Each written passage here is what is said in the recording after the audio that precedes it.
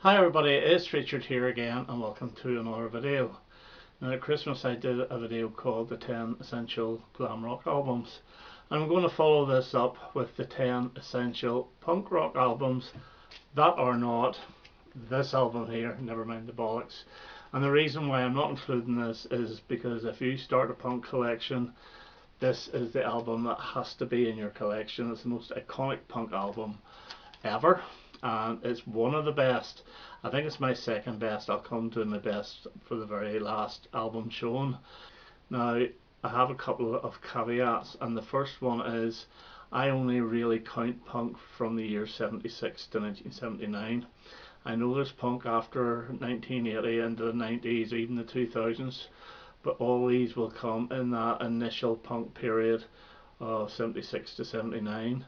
And also there's a couple of albums that you may not think are punk, and maybe they're not, maybe they're more towards the new wave, but they're obviously influenced by punk. But anyway, you decide whether it should be included or not.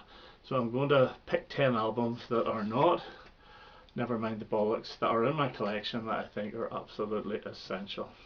Okay, first up, and this is an album I only recently got, and it's the Buzzcocks Love Bites. And whenever I first got this, I wasn't that impressed, but I have been playing this quite a bit of late, and I've really got to love this album. In fact, it's the only studio Buzzcocks album I have, so I may go back and get the one before this. This was released in 1978, and this is the one with the big hit Ever Fallen in Love on it. But Real World Opener is absolutely brilliant with a great bass line. Operator's Manual I think might actually be one of my favourite songs off this. I think it's absolutely brilliant. Nostalgia is a really melodic sort of guitar driven song, and Just Lust is just pure sort of in your face punk really. There's a couple of instrumentals on this, Late for the Train, which is okay, and I think the other one is Walking Distance. But Love Is Lies is actually an acoustic song, and it's not Pete Shelley that sings it. It must be the other guy. Is it Diggle or something like that there? Is it Steve Diggle? I'm not sure. Nothing Left, great track, as is ESP. Now this is a really strong album. As I say, when I bought it about 3 years ago, I played it once, didn't really enjoy it, and so only over the past 6 months or so that I've been playing this, and it gets on my list. Now these are not in any particular order apart from my favourite, which will be the last one. Okay, next up, and it is the Ramones. Now this album here is all the stuff and more, and basically what this is their first and second albums repackaged. I don't have like the ones with the original sleeves, but the album I'm picking is their second album, Leave Home, and that's the one with Glad to See You Go, the opener. Brilliant. Oh oh I Love Her So. I think it's excellent as well. I really love I Met Her at the Burger King, Fell in Love at the Soda Machine. I think it's a fantastic line. It also has Susie as a Headbanger on it, which is possibly my all-time favourite Ramones song. Give me some Shock Treatment, Swallow My Pride, California Sun. This is punk in the sun. I think this is like sunshine punk pop really, and their first 4 or 5 albums were actually really good. But for the one I'm picking is Leave Home, the second album. Now this album has a different version of Sheena as Punk Rocker on it, which got onto their third album. I think this is actually the better version because it's a little less produced, a little bit more in your face. So the second choice I have is Ramones and Leave Home. Next up, and we have Skids Days in Europa. Now this is the remix album. The original album I don't have on vinyl, but I do on CD, and this is the original picture. Now the only difference between these two is there is a slight remix to this, and you can hear it, but this actually includes the track Masquerade, where it wasn't on the original album. And this has 4 great singles. Animation, which chugs along at a constant rate, but it's a really good track. Charade has got a really sort of uplifting sing-along chorus, and then Working for the Yankee Dollar, which is one step into big country really. It's like a big country song. But there's other brilliant tracks on here like Dulce et Decorum Esque. I think it's fantastic, and The Olympian. It's just so uplifting, and it's full of guitars. It's really, really good. But probably the best song off this is a really weird track, and it's called Peaceful Times. It's the last song on the album, and it's got a really strange vocal on it as well. But really, really good album. Would you call this punk? Well, probably, yeah. It's in that sort of ballpark anyway. So Skids Days in Europa.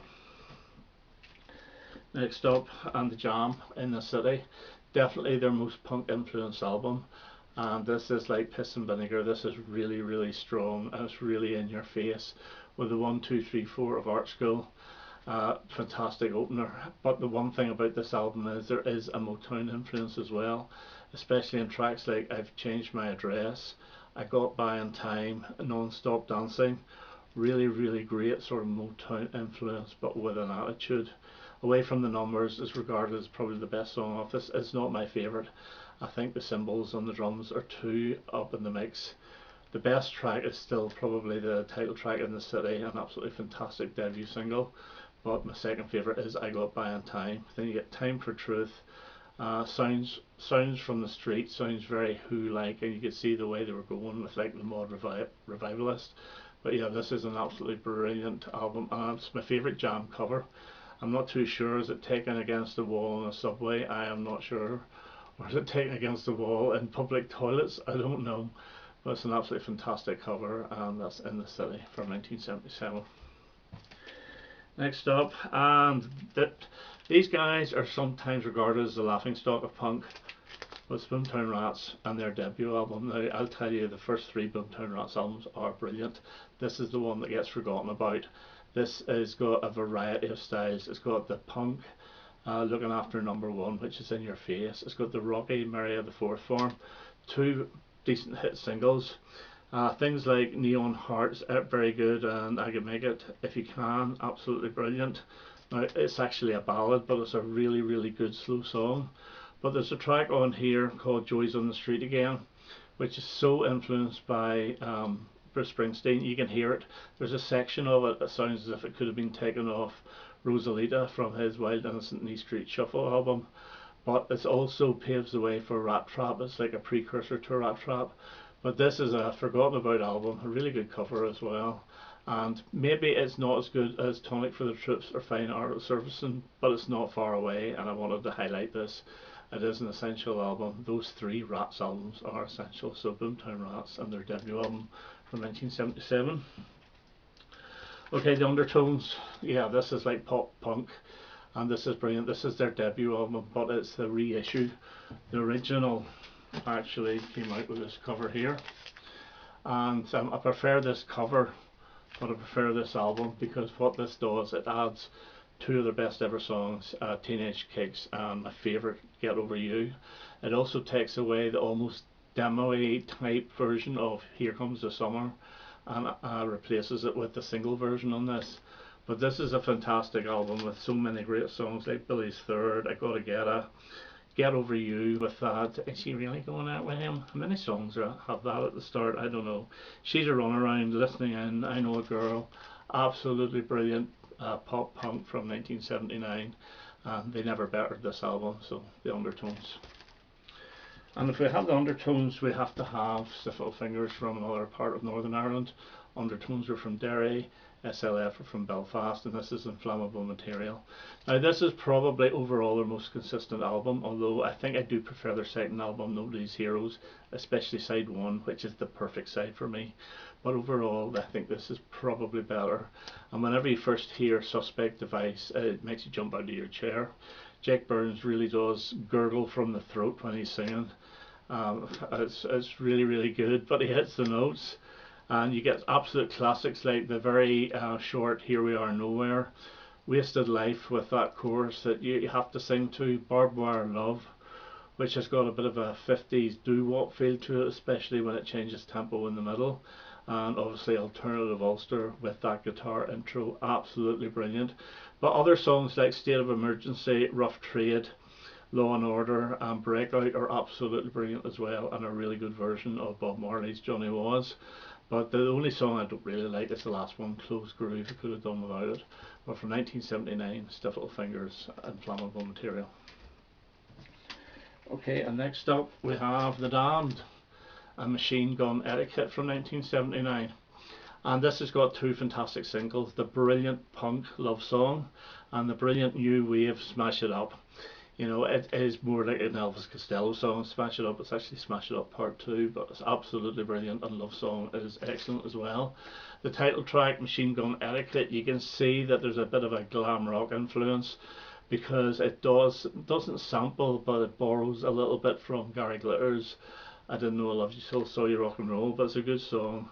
Anti-Pope is a very good song as well. Noise, noise, noise. They're very good at those songs with three repeating words like neat, neat, neat, noise, noise, noise.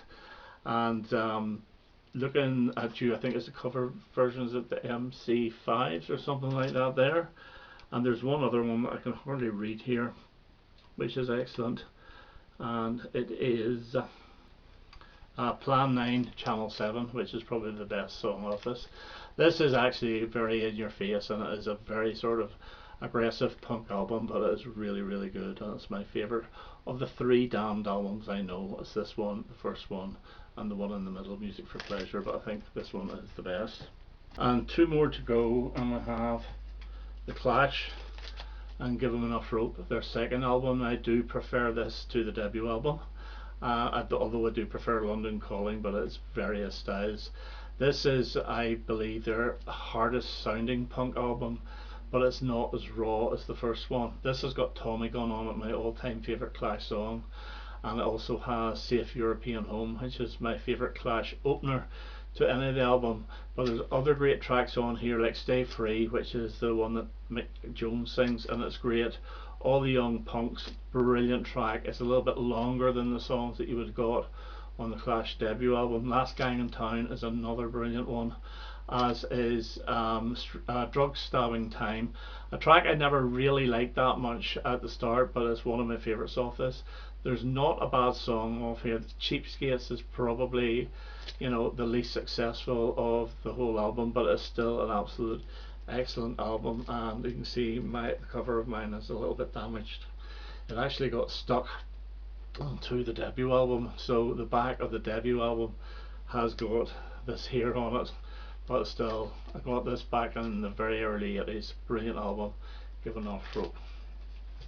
And the last one of the 10, and it is my favourite punk album, it's the Stranglers, Ratus Norvegigas, and this is just awesome.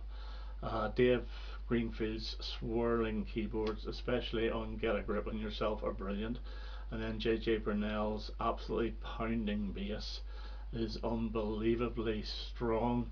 Whenever I saw him in concert, he came on with the bass guitar and he just turned the speakers up and he thumped those bass strings, and you could feel the floor shudder underneath you. It was great. He was laughing away, but it was really, really good fun.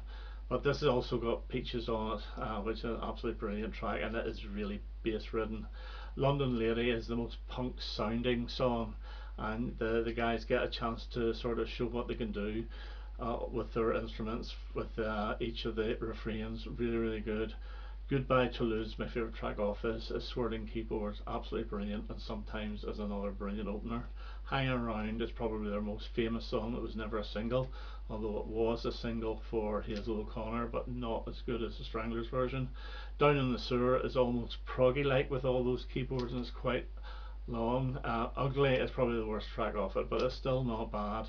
And I think I've mentioned them all. No, I haven't. There's one more. It's a bluesy number. I don't like the blues at all, but I love Princes of the Streets. Absolutely brilliant. Really, really strong album. And to me, it is the best punk album. Now, some people don't even think the Stranglers are punk. I do. You listen to this in like 5 minutes, that's just pure punk thrown at you. But I will say they were heavily influenced by the Doors, so a punk version of the Doors are the Stranglers. Okay, so those are 10 of my favourite most essential punk albums. I know this video has been done by numerous people before. I was going to do it about 3 years ago myself as a response to somebody, but I never got around to it. So I hope you enjoyed that, and I hope to have another video quite soon. All the best now. Bye bye.